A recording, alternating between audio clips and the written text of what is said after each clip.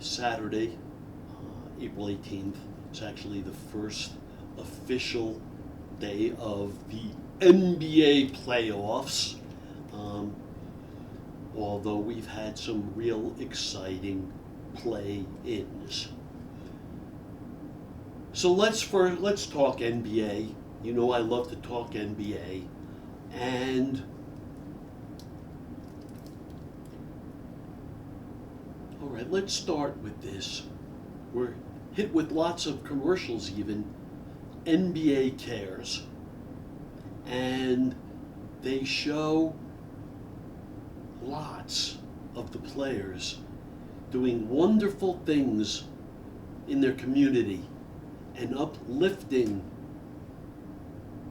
their cities and the people and the children. And it's not just a feel good. It is a feel good. It's awesome because we turned these people who throw a ball through a hoop into heroes. And so it's great that they're giving back, and I applaud them. However, while the NBA cares, Commissioner Silver, you don't really give a crap at all, do you? What you care about is money. More. Right? Screw integrity of the game. I brought us into gambling. Right? Hook, line, and sinker, right?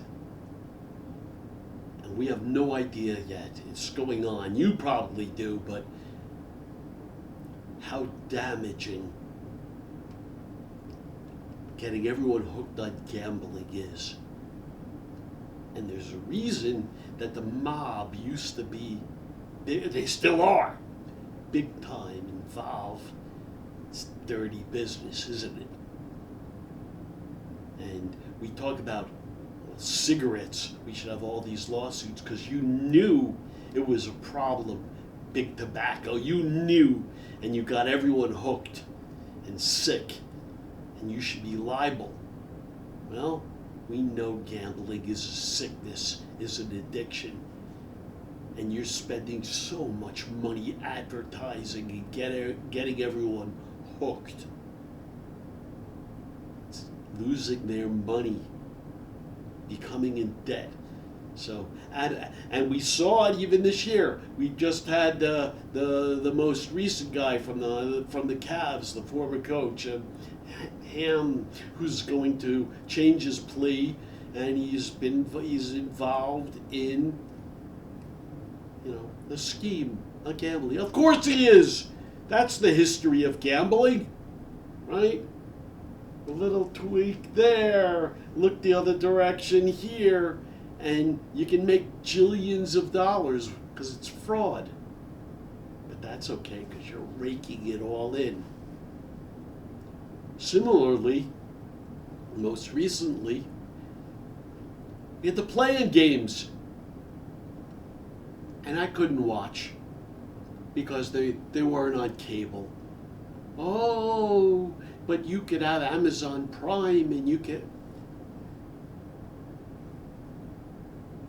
I have cable. I have more than most.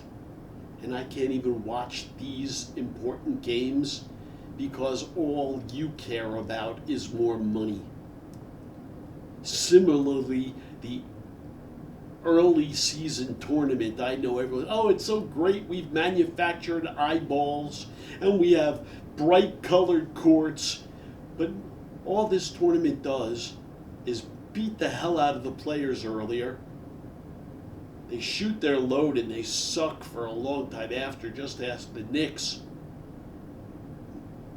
Ask the Lakers before them. Okay, you won this stupid tournament. Who gives a crap? It's meaningless.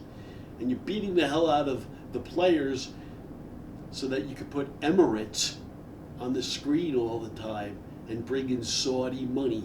Haha, but we're so clever and smart. Similarly, I reached out to you and I said, don't do America versus the world. We already have the Olympics. And what you're supposed to say is the NBA is one family, right? Not America versus the world, which still has connotations of black versus white.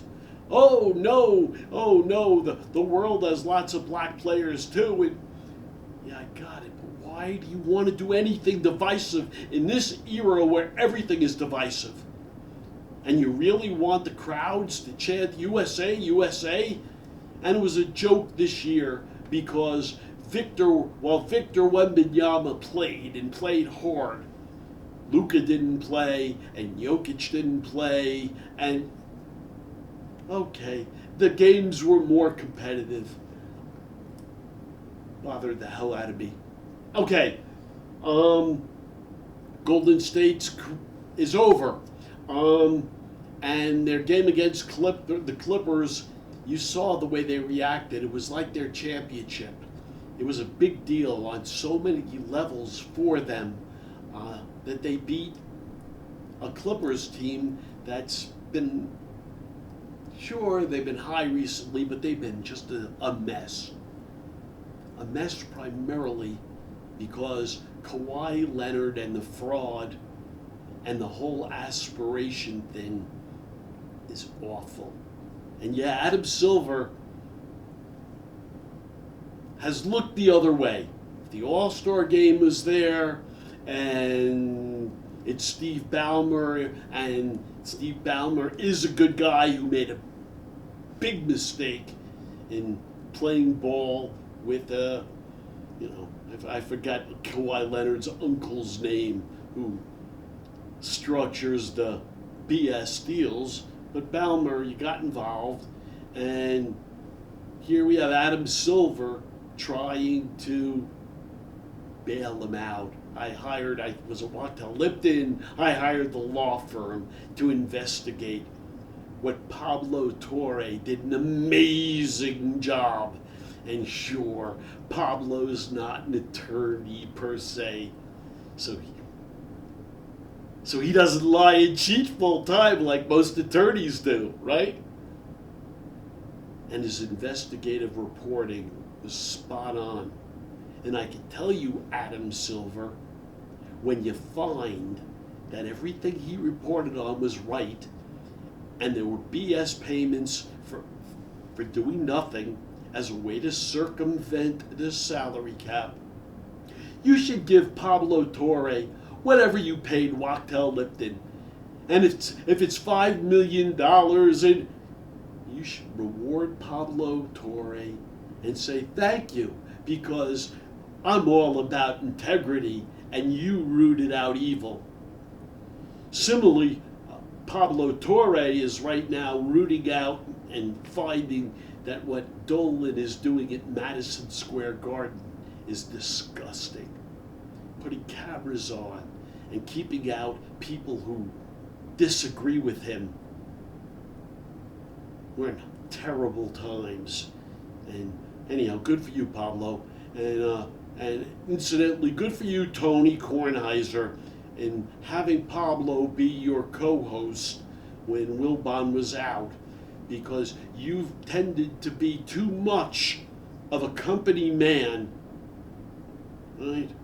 I just look the other way with all of this dirty corruption. I just talk sports. But you did make a statement by bringing Pablo on, because he's always been cute side by side with you and brings a little different flavor, and you hadn't brought him on in a long time, and that's a nice way to say I do support integrity, which is being lost everywhere. So Golden State will see Steve Kerr, maybe he won't be back. And what was lost in all the comments that are being made right now is the way that Jonathan Kuminga was put in jail. And we're still going to find out more about Jonathan Kuminga, who obviously finally was given his freedom, and he's now in Atlanta. And he's a 6'7" all-court guy. Is he the best player on Atlanta?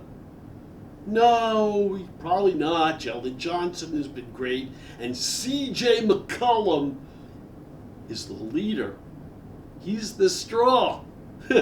He really makes it all go, right?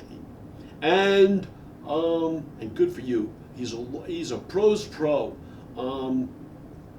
So, let's finish my thoughts with Golden State. Curry is still Curry, but he's now pushing 40.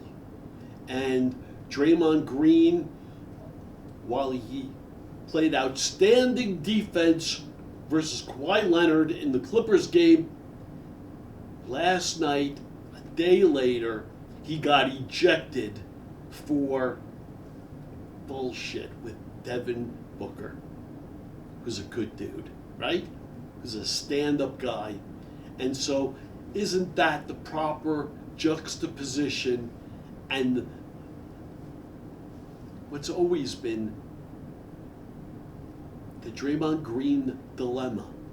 Is he's dirty and he's a thug and he's out of control. What he does, he's Stephen Curry's facilitator, enabler.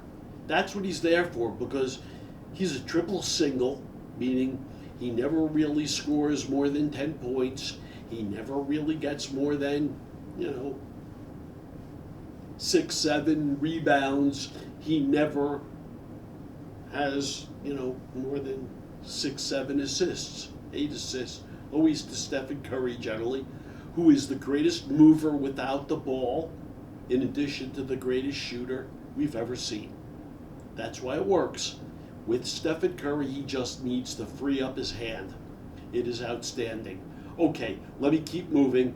LaMelo Ball grabbing Bam Adebayo's ankle is awful. Coming up with whatever rule you couldn't challenge, we missed this, we did, yeah, bullshit, right? And you're able at whatever time to say, oh my God, his foot was really on the line. That wasn't 3 points, that was 2 points. Well, then you should also be able at any point to say, oh my God, that was much dirtier than we ever imagined. He grabbed his ankle and tripped a 240-pound man who's 6'10". You could have ended his career right there. And you're slapping him with a little fine. Oh, 30 grand, 40. It's nothing for these guys. He should have been just thrown out. And it's dirty, and he did it before. He actually did it before. The Bam Adebayo grabbed his ankle. There it is. It's proof positive. And incidentally, with these guys who make so much money, give some thought. At what point is it not even part of the game, and it's a tort? Had he tripped him like he did, you all saw it, he grabbed his ankle and he fell, and let's say something really bad did happen, could he sue LaMelo Ball? Because you really committed a crime. It's not part of the game at all.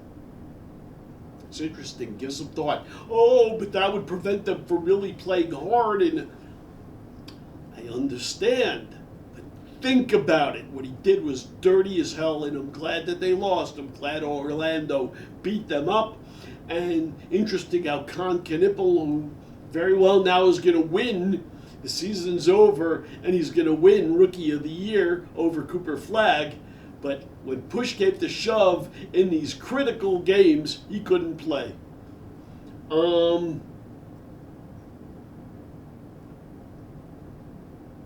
Portland, you're good. Hey, Portland, you're good. You got your hands full now with San Antonio. But anyhow, I won't talk about all the games right now. It's going to be some real exciting stuff, and we're going to learn a lot more. The NBA is the best game in town.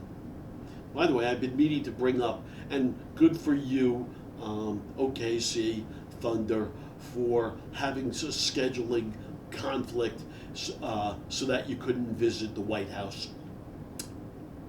Good for you.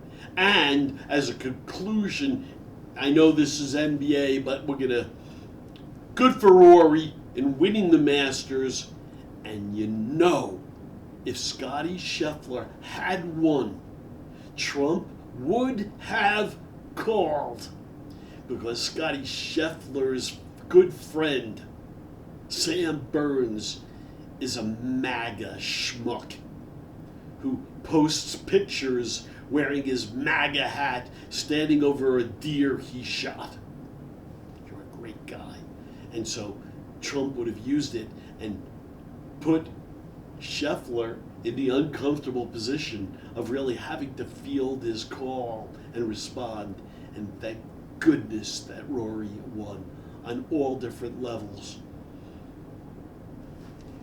This is Hal Mintz. Thumbs up, feet up. Thank you.